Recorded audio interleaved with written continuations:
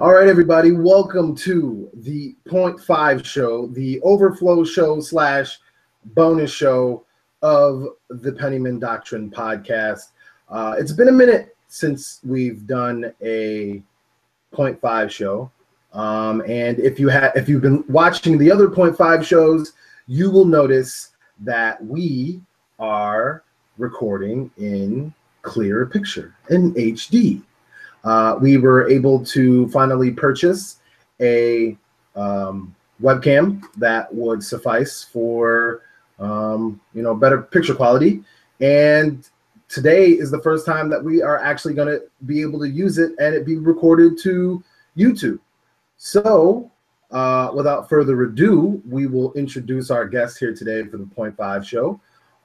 We have Gil from the Onyx Truth podcast. He's been on the program before, but it's the first time he's been on the Point 5 show since we've been doing it on the YouTube. So what's going on, Gil? Tell everybody who you are, what you do, and everything.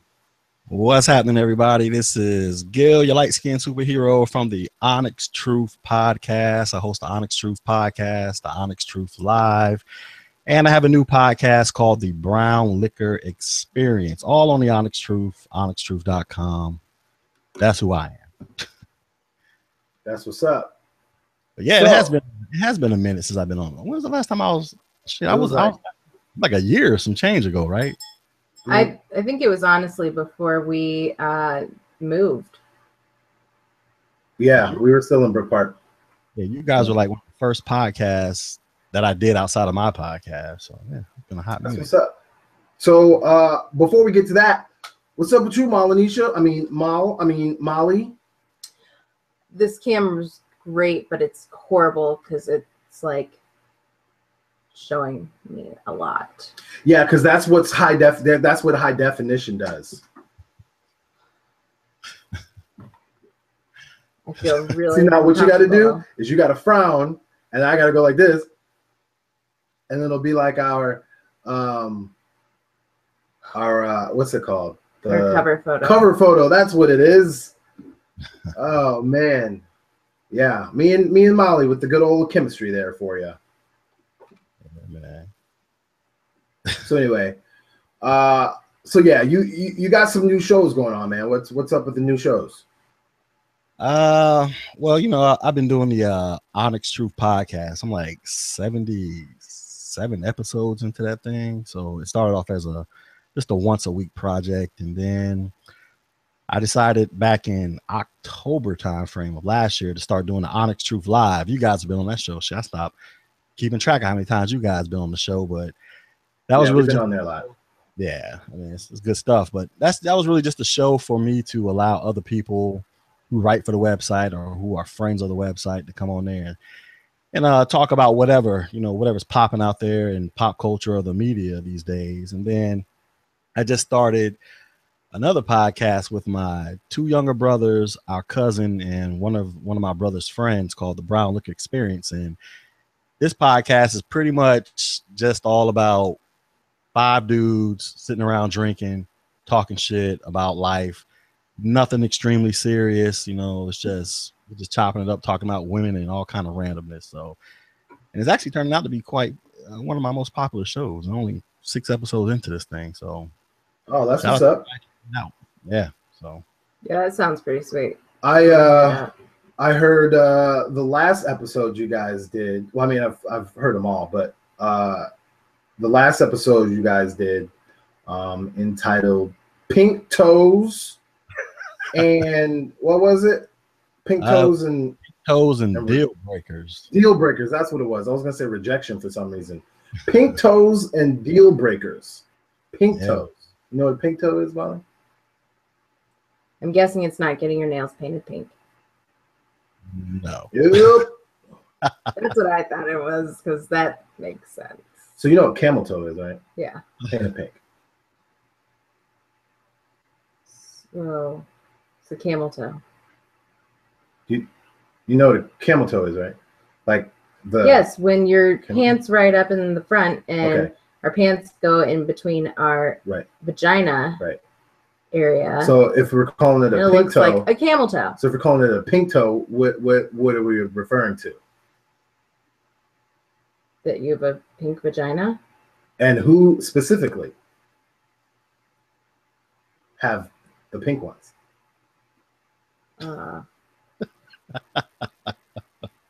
White women. Oh, there's... Pink toes is code for white women. Interesting. Yeah. We have now officially offended all the white women in the world. Hey, the white women know what time it is. You can send your comments and angry hate letters to the Pennymon Doctrine at gmail.com. Wait, so if you're white, then you have a pink one. It's just code for it. It's just like, you know, I don't know. Name a black one. What's a black? What do they say? Tar baby? Do we all look like tar? No. That's code for black people. Yeah, it's just slang for pink toe. I mean, white women. I think you're taking it too far in your head mentally. No, I'm very confused. I'm still working on, you know, my my incident with Facebook. What? Okay. You're still working with it? What do you mean? I'm still like working on. Oh man, don't pull me back in. Oh, God. We're doing a video show, so you really can't hide yourself, Mom. God damn it. Still going through your issues with that old podcast? No, I'm not. But as far as proving that I don't know what race I am, that works in my favor. Okay. I don't see why you have to prove what race you are to anybody. I mean, whose fucking business is that anyway? Well, it's not that I'm proving what race I am. It's that they said I'm lying. Oh my God. Molly, we're recording as well. I can't. Okay. Your levels are not hidden. Okay, fine. Goodness gracious. All right. Yeah. So, I mean, and you know, the thing about that, for those who don't know, there's been some social media beef with some other podcasters that have gone down because they want to say that I'm a misogynist and a big douchey old douchebag. That, and I'm a sexual assault apologist, rape apologist, and victim shamer, all this bullshit. And that you hate black women. Oh, and then I hate black women. That's the biggest one. So I'm a misogynoirist. I guess I don't know how that works.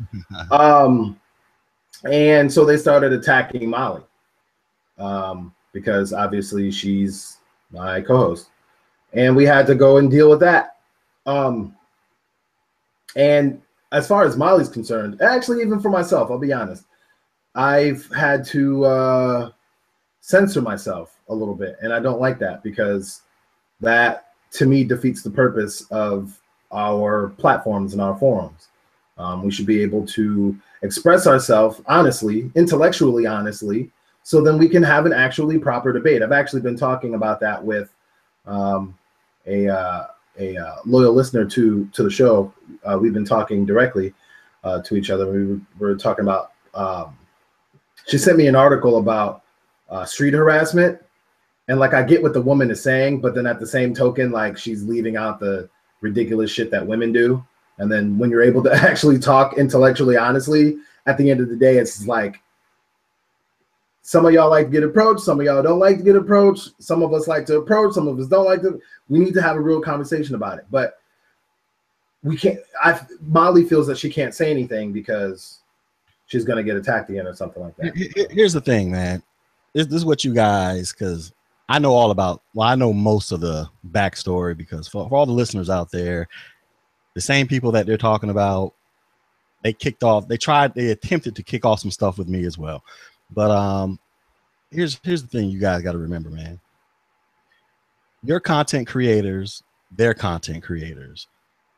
Now, the only way you can properly, quote, win this little beef or this battle is to just stick to creating content. Straight up. Create content, fuck everything else they may be talking about or whatever they might be saying. Who gives a shit how often they might be stalking you or what they might say behind your back? Because there's another thing. Being that you guys choose to put yourself out there in this medium of through blogging and podcasting, you have to expect people in the interwebs to talk shit about you. Nobody's going to 100% co-sign or agree with anything you say. People are going to pull shit. They're going to make all kind of assumptions and speculations about you based off of the information you voluntarily choose to put out there. But here's the key, man. You just keep putting out motherfucking content and keep running with it like a beast. And guess what? Give them something to hate on, because everybody needs fucking haters in their life, man. Everybody. Haters are your number one fans.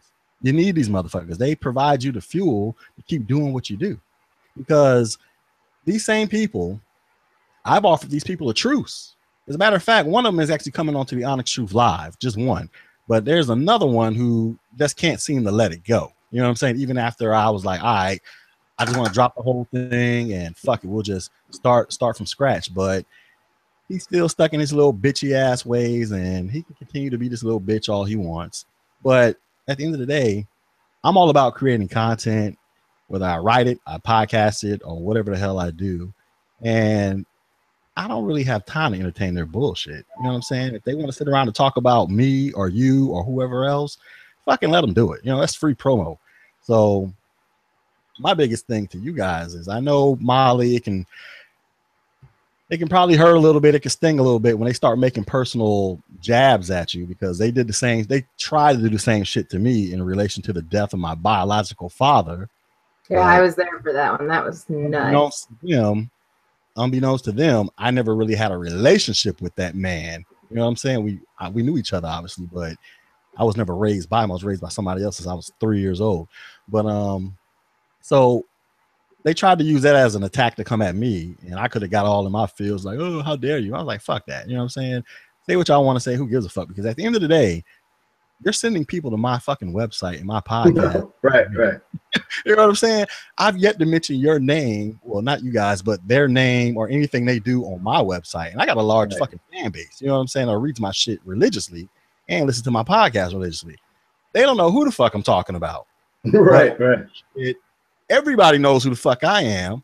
You know what I'm saying? So, because it got so bad at one point, they was publishing, resharing all kind of articles and shit I wrote, chopping up, featuring somebody actually did a podcast to me in my name. So I'm like, how can I get mad? My whole goal is to get people to listen or read my content, whether they agree or disagree with it. And you guys are just helping me out. So to wrap that all up, I think you should just put all of your anger and energy into creating content that they deem worthy of them talking about, for better or for worse.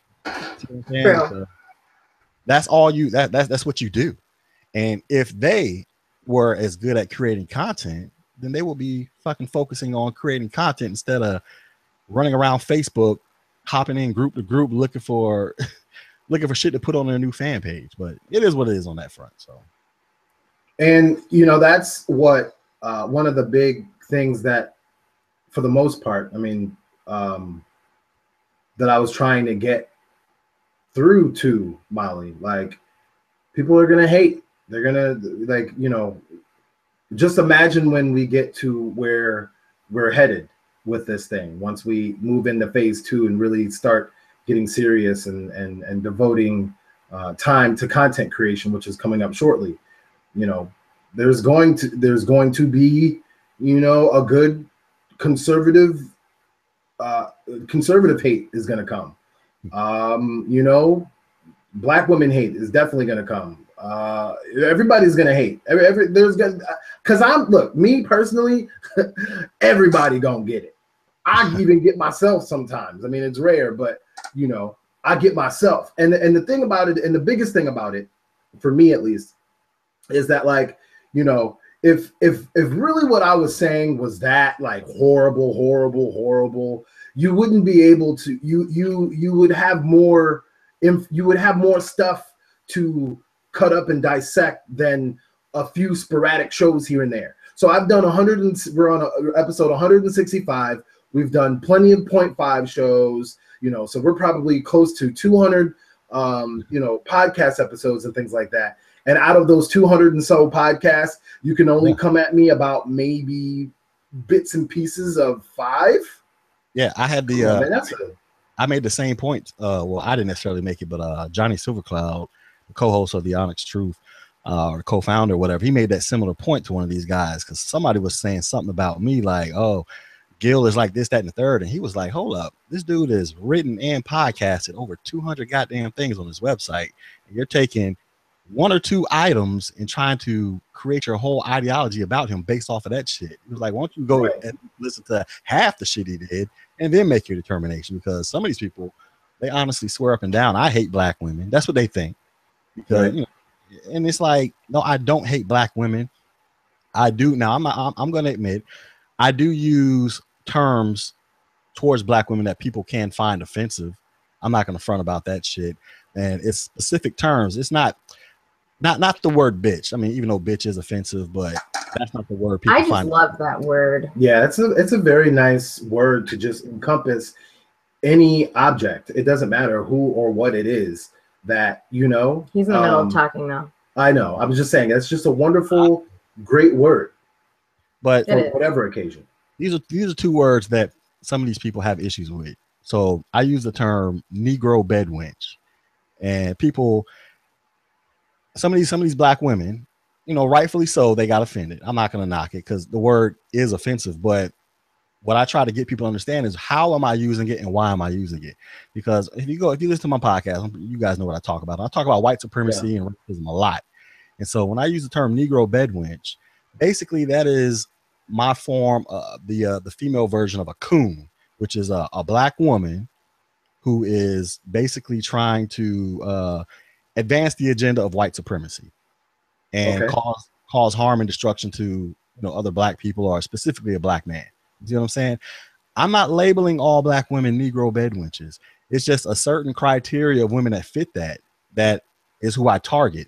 And I like to use the word because I know it stings. You know what I'm saying? And then there's another word, bastard baby maker. I use that phrase sometimes. People are like, oh my goodness, how could you call?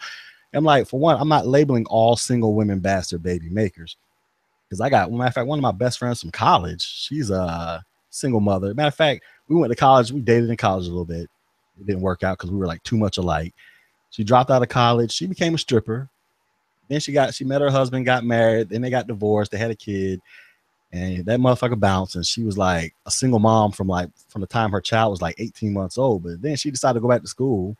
She got her 4-year degree in education. She got her master's degree in education. I think in the next 6 to 8 months, she'll have her doctorate's degree in education. So she's like doing things, you know what I'm saying? All a single mom on her own. So I do not consider her a bastard baby maker. Now, when I say bastard baby maker, I'm talking specifically about a certain segment of women, in particular black women, because I talk about black society a lot.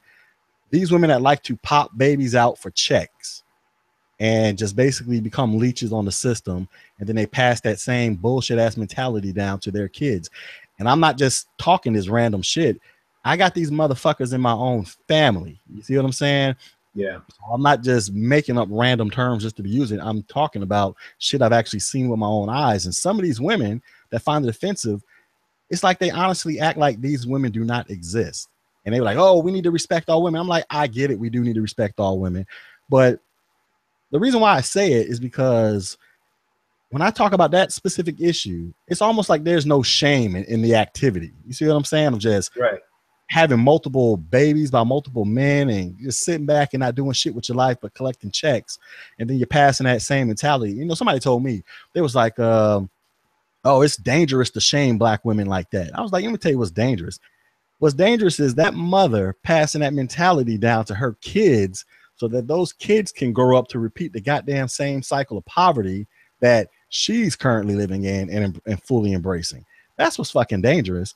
And yeah, I know. So what? You can say it's shaming, but guess what?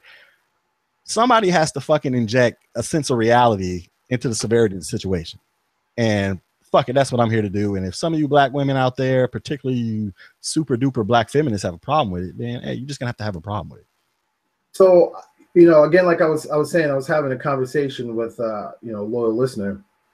And one thing that I was making a point of was having intellectual honesty when you are having conversations about something that, I guess, about any topic, to be honest with you. So it's one of those situations where and you have to use it, and you have to command it correctly. So for instance, when it comes to Black Lives Matter, right? And then you have these All Lives Matter, or these white people that just don't give a shit, or whomever it is that are like, well, what about black on black crime? Well, okay, besides the idiocy and the ridiculousness of black on black crime, and you know, the whole conversation of that, technically what they're doing is trying to inject intellectual honesty about something that they perceive is connected to the message. The problem with that is that's not being intellectually honest. You're distracting from the conversation. That's a whole different conversation, because that's not what Black Lives Matter is addressing.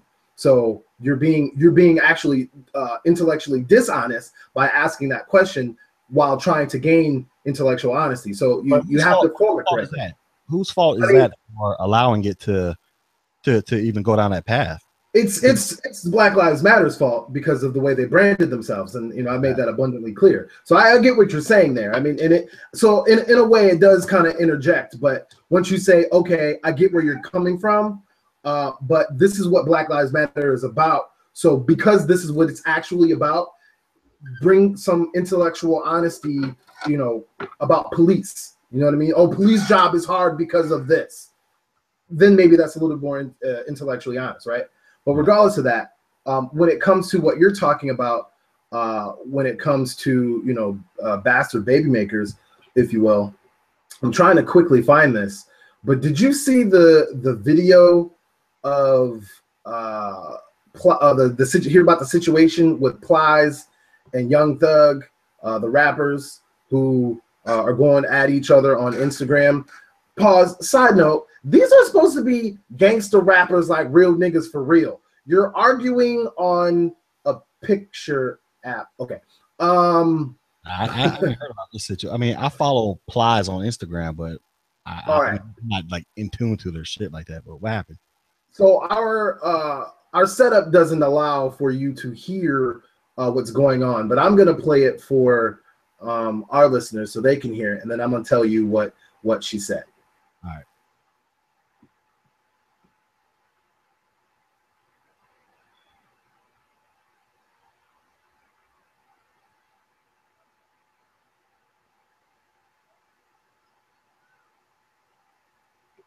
Okay, so first off, before I get to you, Gil, what the fuck? What the fuck? That's fucking crazy. So what this was, Gil, was Plies was tired. And I guess he's got a new mixtape coming out, and he has been working on it real hard. And so he found a video on somewhere, and he decided to share it on his page, hashtagging all his, you know, mixtape stuff, blah, blah, blah, blah, blah. And under the caption, it says, current mood, quote, I'm motherfucking tired. Not tired, tired, right?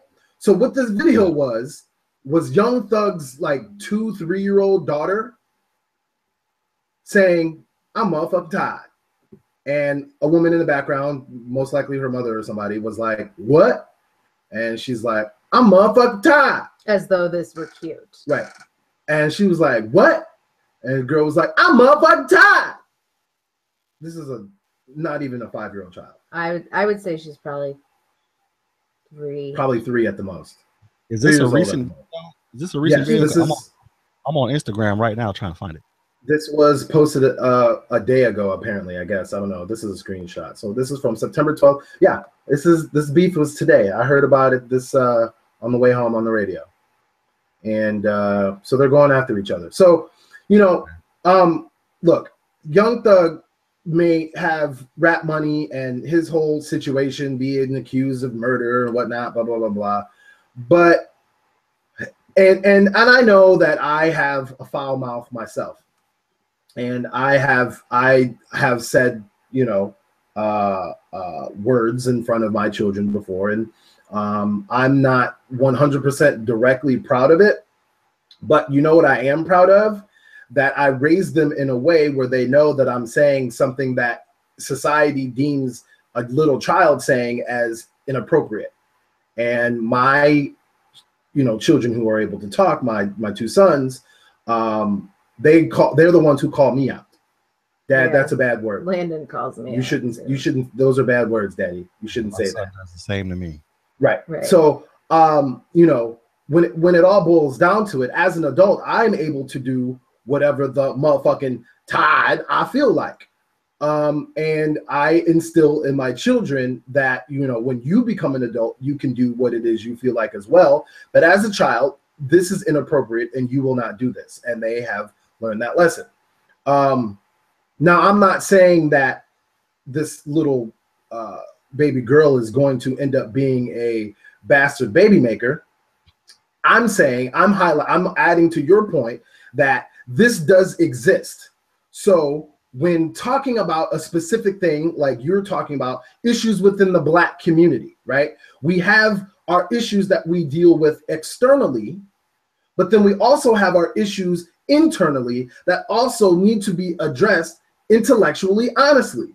And as much as I love myself, my people, my family, my community, my history, other people that look like me around the world, there are fucked up things. And I mean, everybody does fucked up things. So it's not like there's a perfect people. And that's another fucking issue, is that by being intellectually dishonest about what it is we have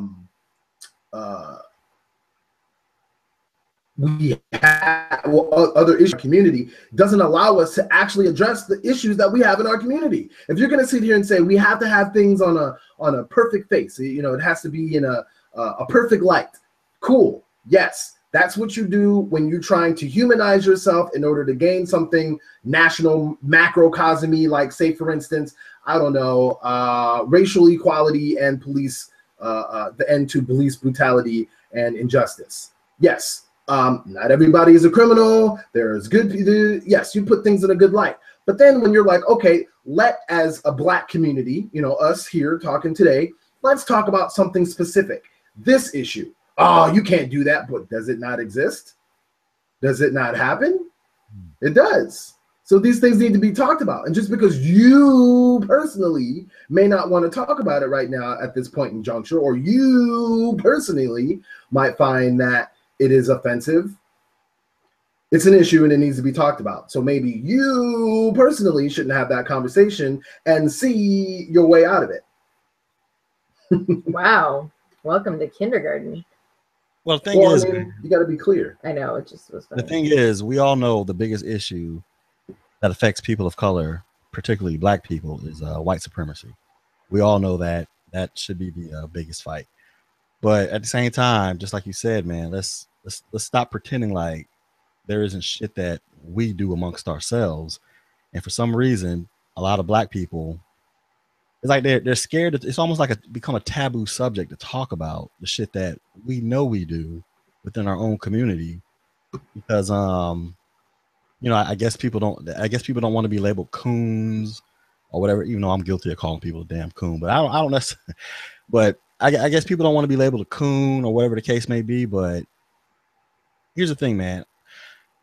When I first started Onyx Truth, man, I think I beat white supremacy to death. I mean, I was talking about it so much. I mean, from every imaginable angle that I could possibly talk about, that I just got kind of burnt out. I was like, damn, what else can I talk about? And then I was like, you know what? Fuck it, man. I'm just going to talk about Black society, because I'm a member of Black society, born and raised into it. And I don't really hear a whole lot of people addressing it. Now, the people that do address it, you got your Stephen A. Smiths, Charles Barkley's and shit like that. They get labeled coons, but they had to go back and rethink some of that stuff, because I'm guilty of calling these people coons my damn self. But at the same time, now it's like something, I guess when this whole Black Lives Matter thing kicked up, I was like, I understand Black Lives Matter is about police brutality and police killing Black people with impunity and all that shit. I get it. But the naming of that organization is what is causing a lot of issues with the dominant society, and how they can come back with this all lives matter bullshit, or they can come back and say, well, what about Black on Black crime? So I was like, well, fuck it, man. I'm gonna talk about what about Black on Black crime, because guess what? Even though, yes, there is white on white crime, Asian on, so what? I'm not really trying to address that. Excuse me. I'm just gonna talk about Black on Black crime. or black, but granted, crime happens. There's nothing we can do about it. But guess what? I'm still a member of black society. And if fucking Pookie is out there terrorizing the local neighborhood, guess what? Am I not allowed to talk about that shit? You know what I'm saying? Am I not allowed to talk about motherfuckers throwing trash all over the goddamn ground out in the, you know, just all kind of fucked up shit that goes on in, unfortunately, a lot of black communities, man. Am I not allowed to address that shit? Right. Without having to be feared or coon. You know, that's why I kind of see Stephen A. Smith in a different light, man. But this shit is real, man. So we can have a balance. We can't talk about white supremacy. Well, obviously that's the biggest threat. But at the same time, don't sit around here and come at me and act like we can't talk about our own internal shit, because our own internal shit can be just as lethal to our progress as some of these white as the dominant society out there. You see what I'm saying? So, especially when you know, Johnny Silvercloud, he likes to talk about how he was picked on as a kid for talking too proper. You know what I'm saying? Yeah, like me too. Yeah, you know what I'm saying. So we got some black, excuse me, we got some black people that actually like to clown other black people for trying to pursue an education. Matter of fact, I seen some fucking video. I don't know if it was on World Star or somebody shared it on Facebook. Some kid getting jumped by like some black kid getting jumped by like 6 other black kids, and all the kid was trying to do was go to school. You see what I'm saying? But we're not supposed to talk about that shit. You know what I mean? Like, fuck that shit. That shit has to be talked about. Just like these bastard baby makers out there who are creating these dusty ass kids. You know, I hate to blame the kids, but the thing is, you got these mothers out here. Unfortunately, it's a lot of them, because like I said, I have a lot in my own family. They preach this, I don't need a man for shit, niggas ain't shit. So guess what? A lot of these young girls grow up thinking they don't need a man. Or a lot of these young guys, these young boys grow up to become that ain't shit nigga, because that's the mentality their mom has been teaching them their entire life. And now they're out there, the next generation, running the streets, you know, doing all kind of mischievous shit, when they should be kind of focused on getting the best education that they can possibly try to attain. I understand the economic conditions that affect impoverished areas from getting the best quality education, but at the same time, that's still no excuse for a motherfucker to go out there and fucking rob somebody with some fucking Jordans, or, you know, just do some fucking nigga shit. You see what I'm saying? Right. You want to act like we can't talk about it. Fuck that. If you're going to talk about black, like I say, well, my opinion with Black Lives Matter, I understand what the intent of it is and why the organization was created. But when I look at the 3 words Black Lives Matter, from my personal perspective, I think about all of black society, and all of the shit, the external shit and the internal shit.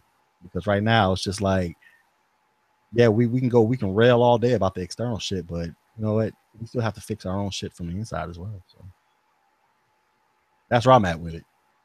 If people don't like it, I don't give a fuck. Stop tuning into my podcast. All right. I thought you had something. Oh, okay. And you're right about that, man. And, you know, sitting here thinking about, I was trying to remember some of the stuff that Stephen A. would say. I think the issue that came with Charles Barkley and Stephen A. Smith and things like that is they use the same diversionary tactic and to make that point. You know what I mean? So it's like to kind of mix metaphors. So they're talking about, you know, if I remember Charles Barkley, the diluting. I would play the audio clip, but you can't hear it, so it doesn't matter. You know, he's talking about the looting that was going on in Ferguson, in Ferguson. Yeah. How he was, you know, he was conflating that with, you know, how, like you're saying, looting. Well, the thing with Charles Barkley and Stephen A. Smith, when they want to address, when there's an offense committed against black society, then all of a sudden some of these black folks want to throw in, what about black on black crime? You know what I'm saying? Right. In order to, I guess you could say, divert. Yes, they are using the wrong tactic to make that point, but at the same time, they are still bringing up a valid point about. No, they are. You see what I'm saying? And yeah, obviously it's might not be the right time, but here's another thing when it comes, excuse me, when it comes to black society. From what I know, especially amongst the internet and all these different podcasters and bloggers I tune into, there really never is a right time to start talking about the internal shit that goes on within the black community. You know what I'm saying? It's never really a right time to bring it up. Well, yeah, there is. I haven't seen it yet. You know what I'm saying? Just without bring somebody it up. Right. On its own. Always the right time. Just bring it up. Like, don't connect it to anything. Just talk about it.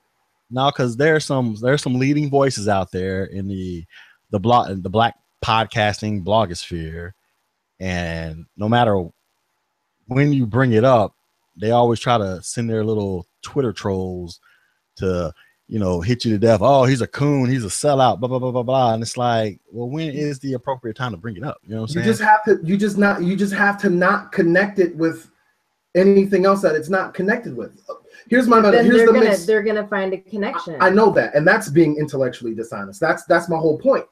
So to mix the metaphor, right? So say, for instance, I'm talking to Stephen A. Smith, and I'm like, yeah, all right. So, you know, especially if I was on First Take, right? His debate show, right? So yeah, Stephen A. Smith, and say, for instance, we're talking about, I don't know, give me a sports topic. Quickly, pick some. Drug use.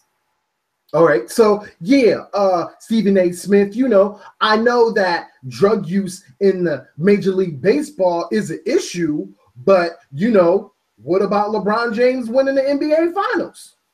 Yeah, I see what you're saying with that. Like it doesn't connect. Yeah, it's a valid point. LeBron James won an NBA Final.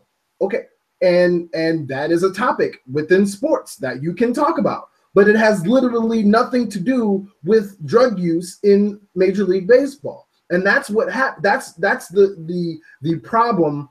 You know, when people do that, they're not being intellectually honest. They're not being intellectually honest because there is something that is making them not be intellectually honest, which is, you know, their fault. And there's faults on both sides. There's faults for the Black Lives Matter group, having that be their brand, one, and then there's the fault of the people making the dumbass argument for not pursuing to know the actual reason why Black Lives Matter exists. But here's the thing, though. So if black on black crime is such an issue to you white people, without connecting it to Black Lives Matter, and maybe in the beginning of your piece say, you know what, I'm not even correlating this to Black Lives Matter. I just want to bring this up.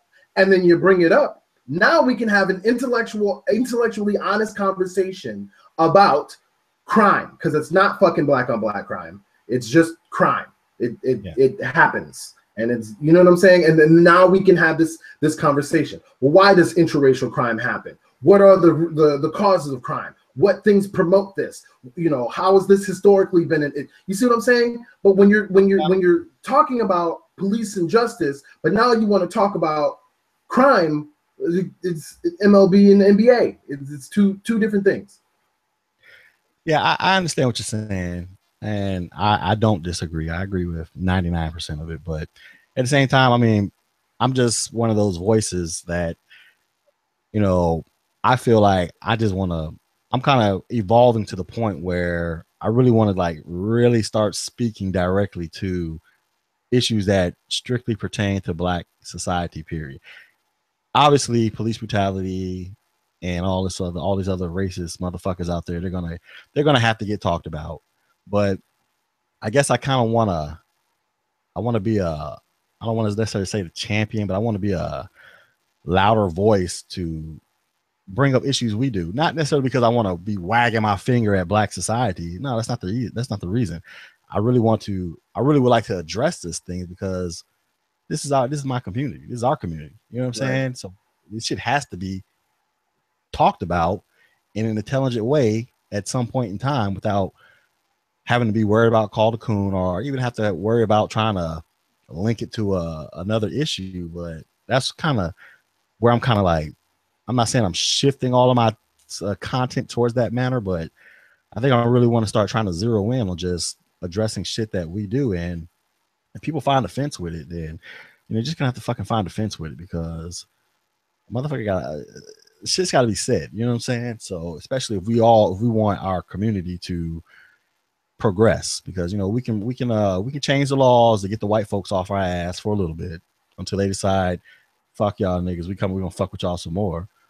But at the same time, in Black society, man, we have to start changing our mentality from the inside out, man, into how we view things and proceed with trying to further uplift our community. Because it's even like related to remember how we was talking about protesting and shit, how it seems like everybody wants to be a protester, everybody wants to protest. They think that's the first and only strategy for trying to make change, because that's all that is ever promoted. Right. Now, granted, yes, protesting is a legit form of creating change, but that's the only tactic a lot of people know about. A lot of people don't know about all the other shit that needs to go down, as far as, you know, how education ties into this, how money ties into this, how, you know, how supporting your own ties into this. But nobody ever really talks about that shit. You know what I'm saying? It's like very few of us to actually talk about it. But these are some of the most important tangible things that can truly uplift these protesters, so that they can actually stop going from protest to protest, looking like they're marching around in circles. You see what I'm saying? Oh, that's what I was saying the one day in the car. And I think the protesting thing's great too, to an extent, but I was like, you know, so much money is raised and they just use it to go to the next protest. Right. Like, it's literally like, all right. Not all the time, but not all the time. And I'm not thinking an absolute. So we don't know. Obviously, probably some of that money probably is being used to fund a new protest, but I'm pretty sure that money's being used for other things behind the scenes. But that's the problem. What are these behind the scenes things going on? I mean, why does it almost have to be like a scavenger hunt for Black folks to find this information out? I mean, granted, I'm not saying that Black people should just be lazy and wait for the information to come to them, but at the same time, if you're out there, you're making these big names in the protest, people know who you are all over Twitter, all over the news, because they know of you as being a protester. To me, it would seem like you would place some emphasis on letting people know the other steps, step 2 and beyond, of what's going on. Because like I say, it seems like just the average person out there, it seems like all they know is, man, I got to go to these protests. Nobody else really, to me, it seems like nobody else really knows what to do. It's only a select few people that know the next steps on how to make this happen. It's like, well, why don't we start educating all of our people so that we can all become more enlightened to the game? You know what I'm saying? So that we can really begin to become effective at trying to create real change. You see what I'm saying? But everybody wants to focus on the protests. Right. And if you bring up anything contrary to that, then you got to be protest checked, and then have all your information doxed. But that's a great segue into kind of something else that you brought up that I kind of want to dig into a little bit. But in order for everybody to hear that part, they're going to have to check us out on, actually, later on tonight, when the program is posted. So this is going to be the stop for the YouTube fam. If you want to check out the rest of the conversation with Gil from the Onyx Truth podcast, you're going to have to check us out here in a little bit when we post the audio version of the program. So sorry for you, YouTube. We'll make another one. Hey, let us know down below how you like the new video quality. Obviously, if you are going to have a conversation about our content or whatnot, you know, leave it down there as well, some feedback or whatever. And let's be intellectually honest when we do it, though, too. Let's not be haters and bashers and doxers and pieces of shit. Yeah. So that's it for YouTube. I will see you here in a little bit. Where's my mouse at? See you here in a little bit when I post the show.